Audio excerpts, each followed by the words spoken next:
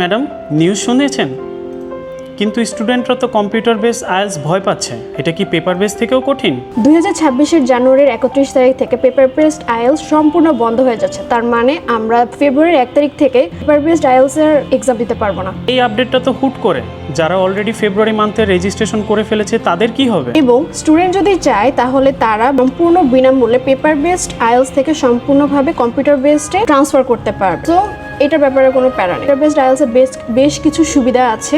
For example, আমাদের computer based IELTS মাত্র 3 দিনের মধ্যে রেজাল্ট পেয়ে যাচ্ছেন এবং যে কোনো একটা মডিউলে আপনি রিটেক দিতে পারছেন। ম্যাডাম, তাহলে স্টুডেন্টসদের করণীয় কি? এখানে স্টুডেন্টদের বেশ কিছু করণীয় আছে। যেহেতু অলরেডি একটা অ্যানাউন্সমেন্ট হয়ে গেছে যে 31 তারিখের পরে আর পেপার বেসড আইএলটিএস হবে না, অনেক স্টুডেন্ট ভয় পেয়ে প্রিপারেশন ছাড়াই পেপার বেসড আইএলটিএস এর জন্য রেজিস্ট্রেশন করে ফেলবে। এটা করা যাবে না, কারণ রেজাল্ট যদি ঠিকমতো না আসে আপনারা আলটিমেটলি অনেকগুলো টাকা হারাচ্ছেন।